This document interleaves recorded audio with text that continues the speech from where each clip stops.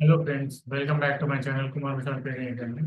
आज हम लोग निफ्टी फिफ्टी के चार्ट को मंडे के मार्केट के लिए एनालाइज करेंगे और समझेंगे कि मार्केट में प्रोबेबिलिस्टिक मूवमेंट किस साइड आने की संभावना है। तो चलिए, बिना लेट के शुरुआत करते हैं।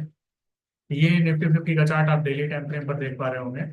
ये डेली टाइम फ्रेम पर निफ्टी फिफ्टी का चार्ट ये कैंडल बनाता हुआ दिख रहा है, जहां पर रिजेक्शन अपसाइड से होता हुआ दिख रहा है।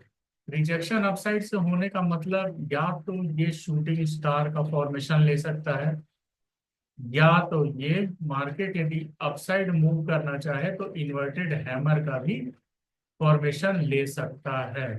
ये बात का ध्यान रखें, क्योंकि यहाँ पर मार्केट सस्टेन करने के लिए कोशिश कर रहा है लेकिन सस्टेन कर नहीं पा रहा है इस एरिया में। तो मोस्ट प्रोबेबली मार्केट एक शूटिंग स्टार का फॉर्मेशन लेता हुआ दिखाई दे सकता है।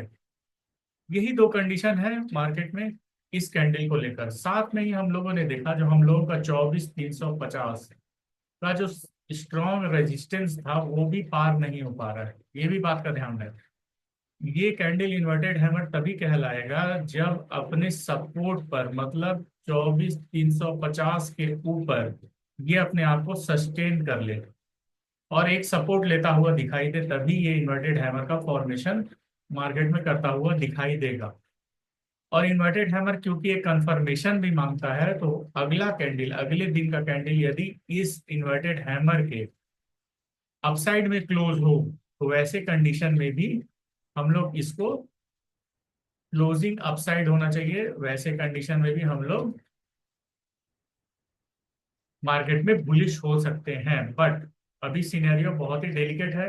अभी बुलिश होने की कोई संभावना दिख नहीं रही है, क्योंकि मार्केट 24,350 के अंदर ही बार बार क्लोज करते जा रहा है। तो मोस्ट प्रोबेबिलिस्टिक यहाँ पर पार्ट है शूटिंग स्टार। ये कैंडल ऑब्वियसली एक शूटिंग स्टार का फॉर्मेशन लेता हुआ दिखाई दे रहा है। ये आपको डेली टाइम फ्रेम पर चार्ट का एनालिसिस है। अब चलिए हम लोग चलते हैं वापस से 15 मिनट्स के टाइम फ्रेम पर। 15 मिनट्स के टाइम फ्रेम क्या कहना चाह रहा है, आप ये देख पा रहे होंगे। 15 मिनट्स के टाइम फ्रेम पर एक मारुबोजू कैंडल का फॉर्मेशन होता हुआ दिख रहा है, और ये एक इवनिंग स्टार बनता हुआ भी दिख रहा है। ये भी बात आप देख पाएंगे, ये तीनों कैंडल एक इवनिंग स्टार का फॉर्मेशन लेता हुआ दिखा रहा है। साथ में हाई जो है वो भी डाउन साइड ड्रैग करते जा रहा है। यहाँ पर आप देख पा रहे होंगे, ये हाई से लोअर, ये हाई उससे लोअर, ये हाई से लोअर, ये हाई उससे लोअर, ये हाई। तो ऑब्वियसली मार्केट बुलिश होने के मूड में दिख नहीं रहा है, मार्केट बियरिश होने के मूड में दिख रहा है। और लास्ट का जो कैंडल क्लोजिंग हुआ है वो एक मारुबोदू कैंडल के फॉर्मेशन में है, और ये तीनों कैंडल मिलाकर एक इवनिंग स्टार का भी फॉर्मेशन करते हैं। तो वैसे कंडीशन में भी हमारा बुल बहुत स्ट्रांग होता हुआ नहीं दिख रहा है। साथ में यदि हम लोग डेली टाइम फ्रेम पर जाएं तो हमारा RSI देख पा रहे होंगे आप। RSI हमारा 50 के ऊपर है और लगभग ओवरबॉट कंडीशन को रीच आउट करने वाला है। तो ये भी एक सिनेरियो बनता है कि मार्केट में बियर के बहुत ज्यादा मजबूत होने का। साथ में हम लोगों ने डाइवर्जन की बात की थी। इस पॉइंट से लेके इस पॉइंट तक मार्केट में स्ट्रेंथ डाउनसाइड मूव किया है। यहाँ पर एक डाइवर्जन का क्रिएशन होता है, मार्केट में स्ट्रेंथ डाउनसाइड मूव किया है, जबकि प्राइस देख पा रहे होंगे अपसाइड मूव करता हुआ दिखाई दे रहा है। इस पॉइंट से लेके इस पॉइंट तक प्राइस अपसाइड मूव करता हुआ दिखा रहा है, जबकि स्ट्रेंथ में डाउनसाइड का मूवमेंट दिख रहा है। वैसे कंडीशन है प्राइस को बहुत ज्यादा हायर पोटेंशियल पे, प्राइस के स्ट्रेंथ का कम होना बहुत ज्यादा प्राइस को अपसाइड मूव नहीं करवाता दिखाई दे रहा है, और यहाँ पर भी बियर स्ट्रांग होते हुए दिख रहे हैं। तो ये आप लोगों ने समझा। बहुत सारे सिनेरियोज को एज्यूम करके हम लोग समझ पा रहे हैं कि मार्केट में बियर काफी स्ट्रांग है, और ये जो कैंडल है ये कैंडल एक शूटिंग स्टार का फॉर्मेशन ले सकता है, मार्केट बहुत तेजी से ड्रैग डाउन कर सकता है। ये एक पॉसिबिलिटी दिख सकती है।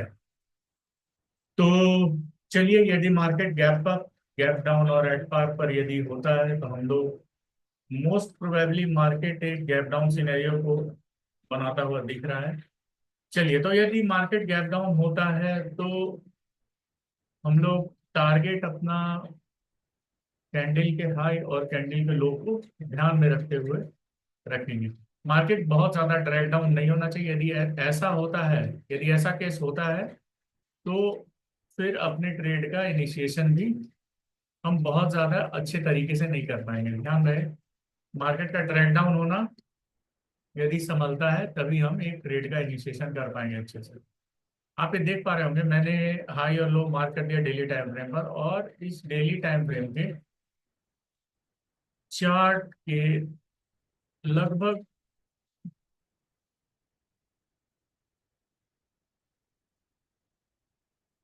50% को मैं मार्क कर रहा हूँ। मैं 50% को इसीलिए मार्क कर रहा हूँ कि ये एक मोटा मोटी बॉक्स का फॉर्मेशन लेता हुआ दिख रहा है, और बॉक्स के फॉर्मेशन में ये 50% बहुत ही अहम रोल प्ले कर सकता है। लगभग 167 पॉइंट्स, ये 167 पॉइंट्स को मैं डाउन साइड प्लॉट करता हूँ। तो अगला टारगेट हमारा लगभग 24,072, मतलब 24,100 का हो सकता है। मार्केट यदि गैप डाउन खुलता है वैसे सिनेरियो में ध्यान रहे, मार्केट यदि 24,240 के नीचे यदि खुलता है तो फिर अपना टारगेट 24,072 को लेता हुआ दिखाई देगा। ये बात का ध्यान रखना है। यदि मार्केट बहुत ज्यादा गैप डाउन नहीं खुलता है, मार्केट एट पार खुलता है, तो सबसे पहला टारगेट हमारा 24,240 का ही होगा। यदि मार्केट इसको नीचे तोड़ के जाता है तब फिर हम 24,072 का टारगेट रखेंगे। दूसरे मार्केट में मार्केट यदि एट पार खुले तो ध्यान रहे, मैंने बता दिया है 24,240 का पहला टारगेट है। यदि मार्केट डाउन साइड मूव करता है तो 24,072 का दूसरा टारगेट दिख रहा है।